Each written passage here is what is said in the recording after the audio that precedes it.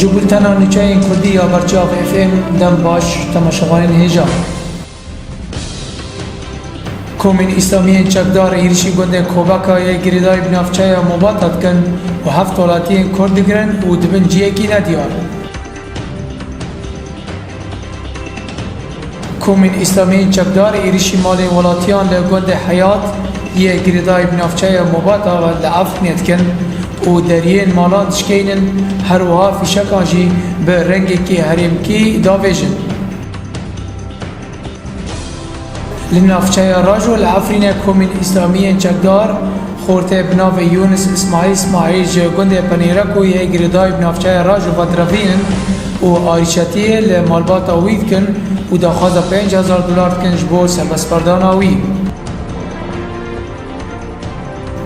گروپک جه هفت ایمانیا ناونتوی سردان نخوشخانه دشکری الباجار کوبانیت که جبو پیشکش کرنا پیدوین بجیشکی.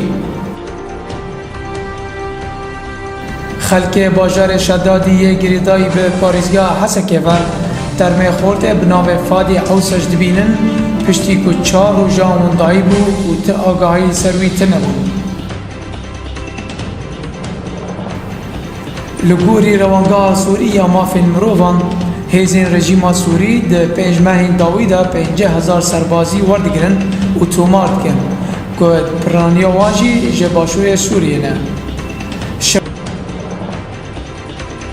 شروع بافچونین گران ده ناورا قصده و ریاستنا داعش ده لزاویه عمریه پترولی لدیرزور سوری رو ددن. رژیم سوری شرمزار دکه پیشکش کرنا عربستان سعودی $100 میلیون جبو نجنو آفا کرنا سوری و خجهبونه لدورین که امریکا ریببری واند که لرجلات جمع فراته. شانده ناونتویش با سوریه استیوان دمستورا دل دکه که جوینه که دربار سوریه دلدار خواه که تیده جی آلی پیواندیدار هبند ده لیویا ماها ایلونا بیده. برپرسه که امریکی تکزکه که روتنگجین داوید ناورا امریکا و ترکیه ده تباندور خواه لسر اپراسیون هفبش تننه. سپاس بوا و بمینم خوشی.